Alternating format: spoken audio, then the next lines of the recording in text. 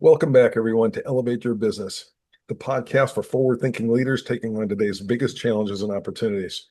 I'm your host, Ed Jurecki, and I'm excited to welcome back our special guest, Nick Mastravito, visionary recruiter and founder behind some of the most innovative hiring solutions in manufacturing, engineering, and defense.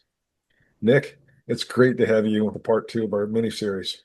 Last time in episode one, we explored the innovation paradox when great solutions meet market resistance.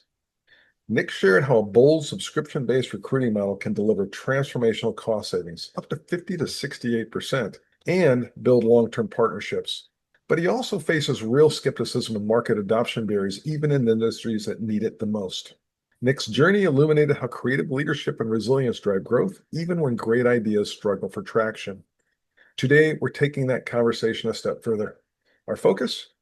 Building trust through transparency, the psychology of business model transitions. We'll dive into how trust and emotional connection shape success when introducing innovative solutions in traditionally conservative markets. To start, let's take a deeper look at the industry Nick serves: A&E, defense, and manufacturing.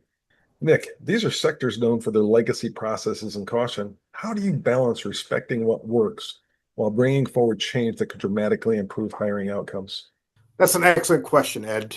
And while all three of these verticals are traditionally conservative, they have legacy ways of doing things, they're also innovative in nature. So asking them to consider a new way of looking at an old problem is actually in their DNA.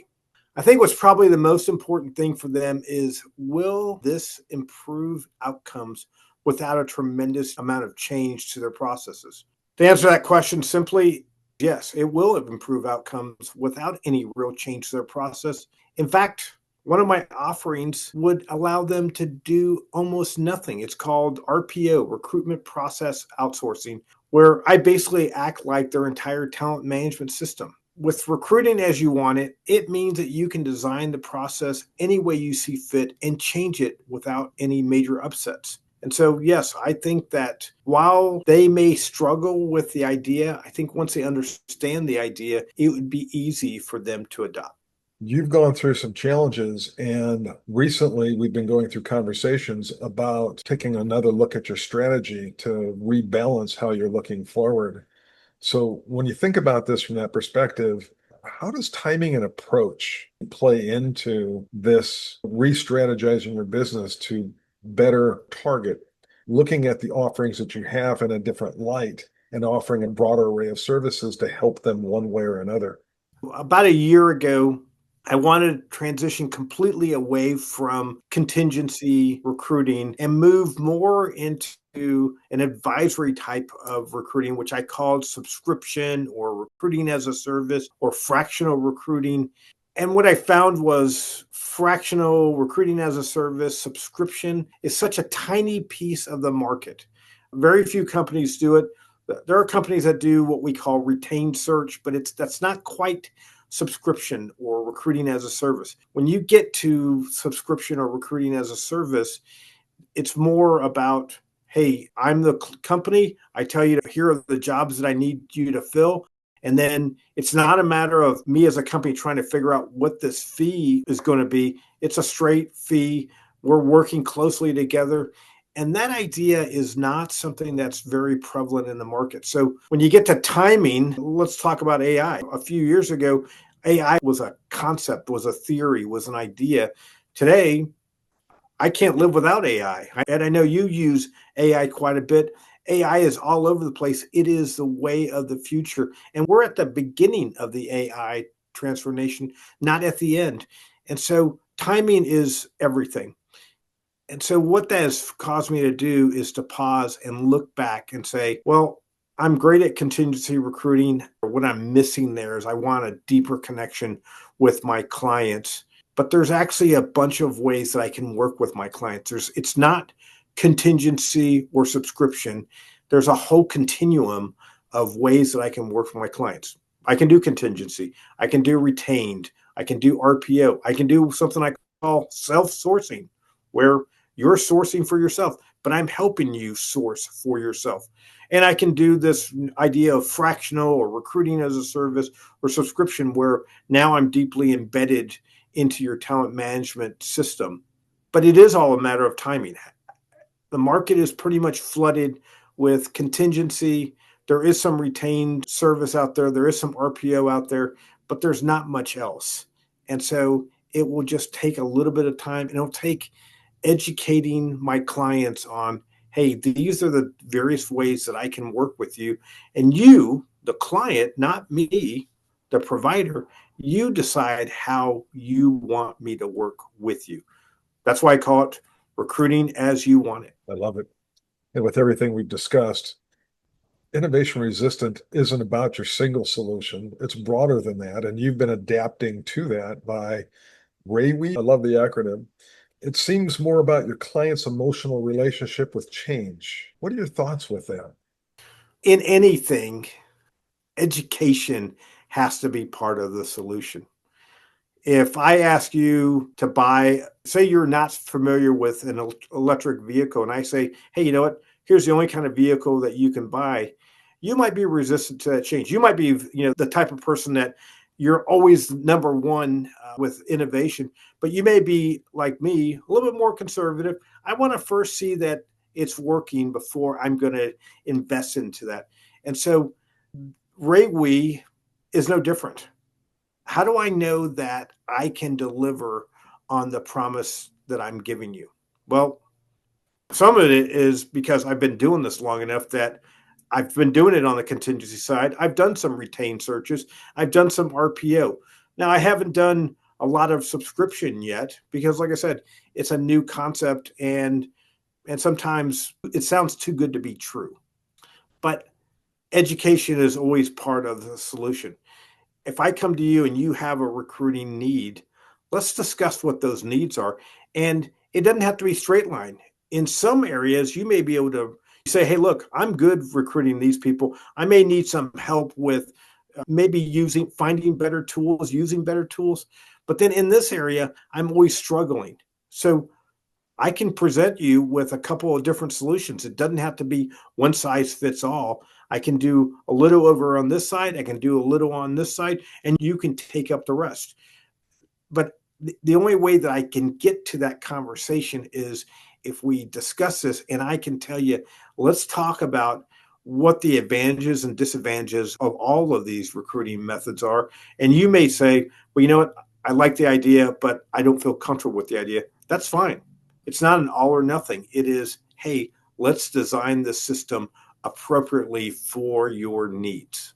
You touched on this a little bit ago. From an education perspective, fostering relationships with not just your direct ideal customers, but with others that can lead you to those connections. What approaches have you used to close that gap in their understanding and in that resistance to change, especially given the fact that a lot of this is simply they don't want to take a lot of steps. It is new for them, so there's a perceived risk associated with it. How do you close those gaps? Well, again, it starts with a conversation. I'm not selling a commodity, so I can't say, hey, for $1,000 you get this, for $10,000 you get this. It's got to be a conversation and it's got to be a relationship. It doesn't work if we can't build a relationship. If you're only interested in finding as many recruiters as you can to help you find those jobs, well, then maybe I'm not the right person for you because I want to build a relationship with you. I want to understand exactly what your company's needs are. I can help in other ways with predictive index and with line of sight. Those tools will help you design the right position description. Those tools will help you figure out, hey, this is the correct type of person I'm looking for. So it goes way beyond education and experience. Predictive index can say, hey, look, if you're looking for this type of person, I let you take the predictive index and you're not that type of person, you don't have the correct characteristics for this job, then you're not a good fit. Again, you might have the right education and the right experience, but there are some other things that don't appear on your resume that mean that you're not a good fit. And with interviewing, there's too much bias in our interviewing. I may say, hey, I don't like people with beards. And so, Ed, you walk in and you've got a beard and already there's a strike against you and you haven't even opened your mouth yet. So predictive index will help remove some of that bias, but it's not the end all to be all. The interview process is still extremely important.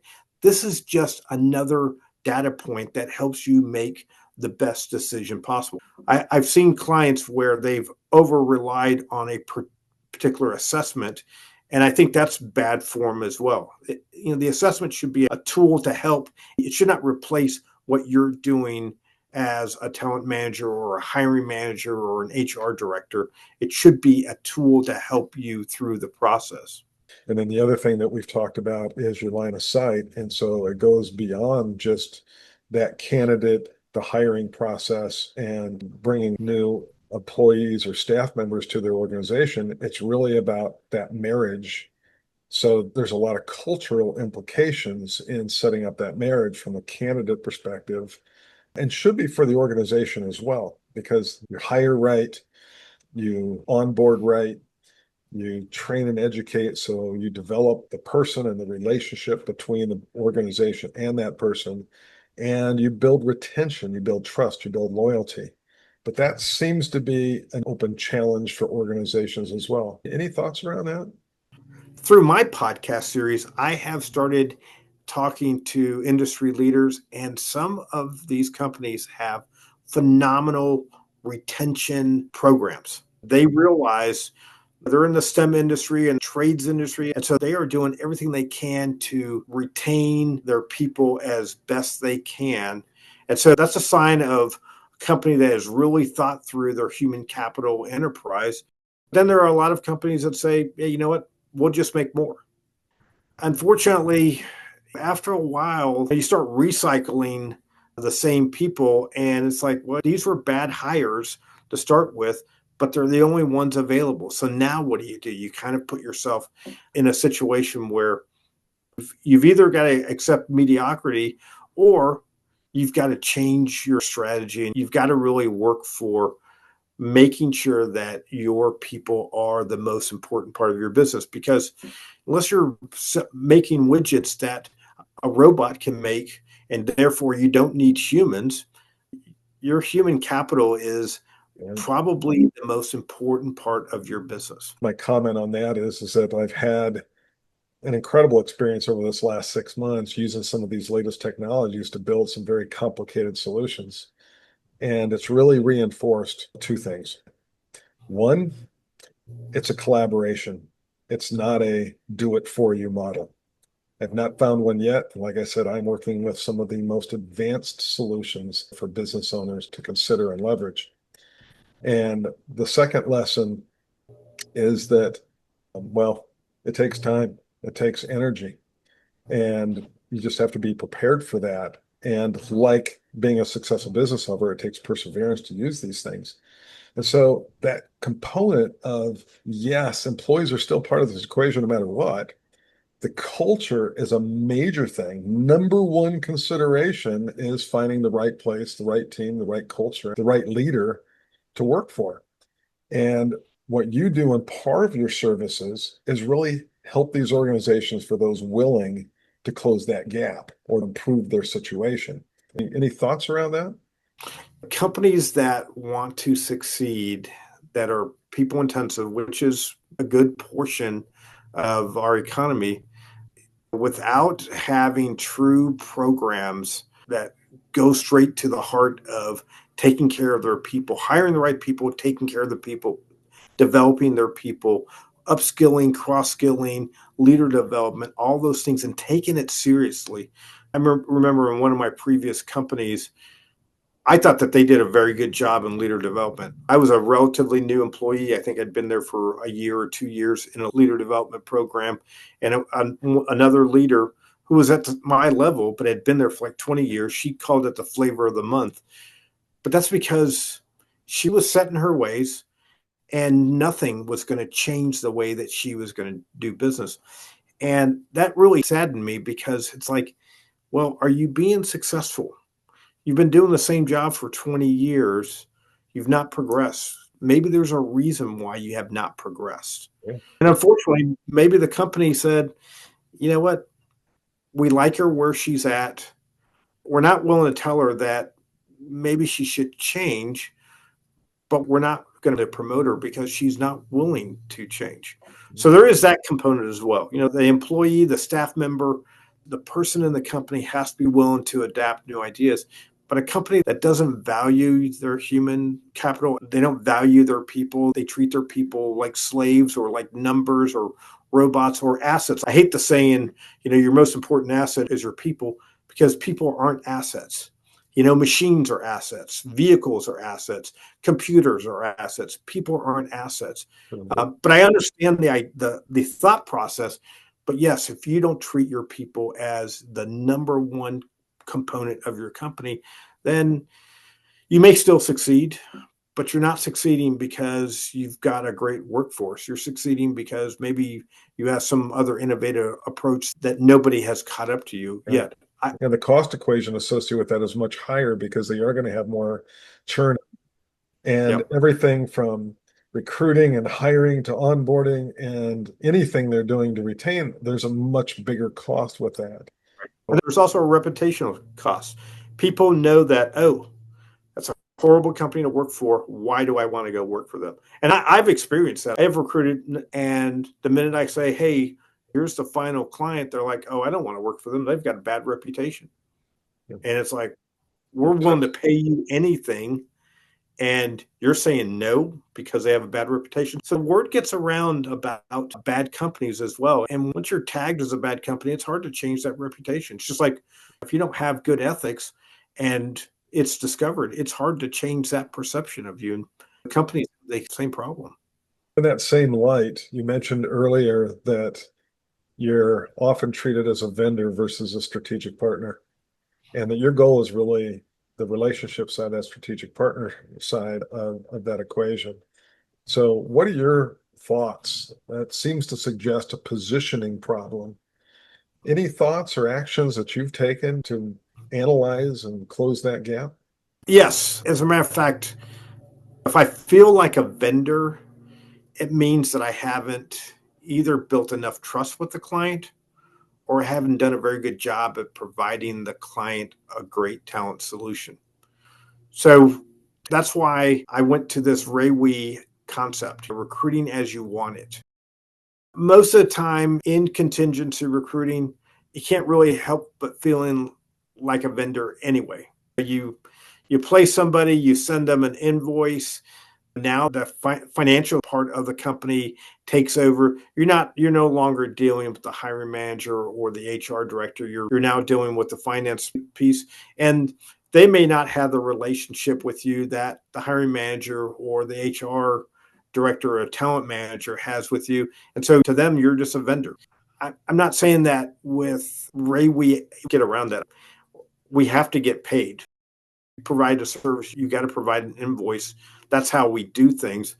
But if we're not going deep enough, then you will always be a vendor. I remember one of my first clients, I've been with them for 5 or 6 years, and I remember he was late paying. This was a CFO. They were late paying my invoice, and I just gave them a, hey, by the way, I'd like to get paid at some point. And they said, and his exact words were, well, we never pay our vendors in less than net plus whatever.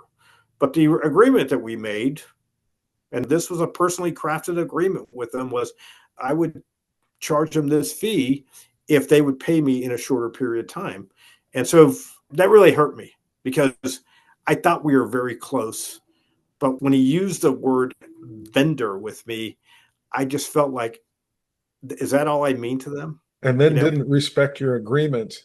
That right. really, that gives an incredible insight into that organization's culture. Because if that leader's making those decisions and that's the way they're doing business, there ain't no such thing as strategic partnerships for those organizations. Right. So any specific approaches that you've used that you can pass along to our audience?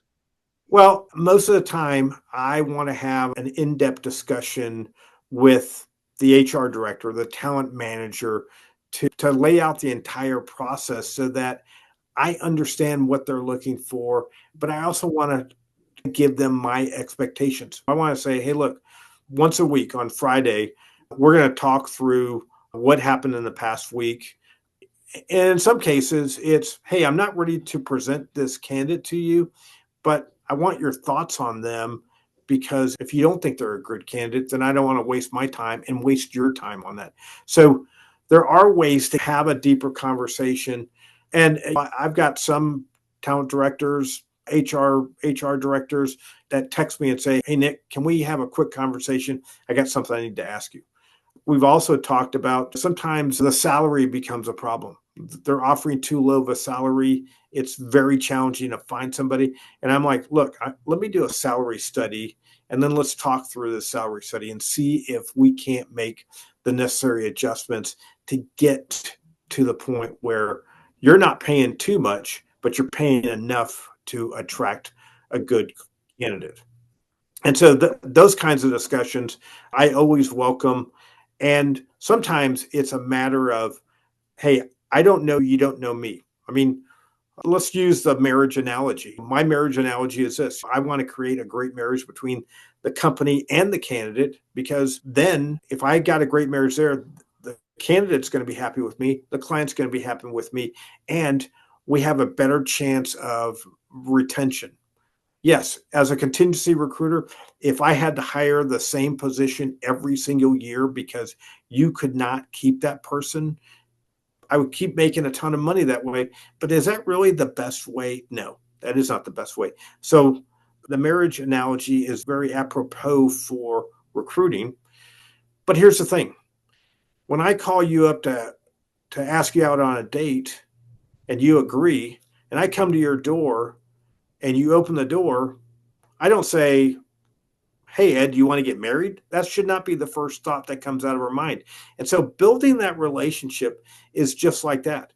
You may come to me and say, look, I need help. Great. You need help. Let's talk about what your problem is. Let's talk about what the opportunity is, because I may not be able to help you. You may be in such a unique situation where it's like, look, I've done all of these things and none of them have worked. Well, what am I offering that might be different?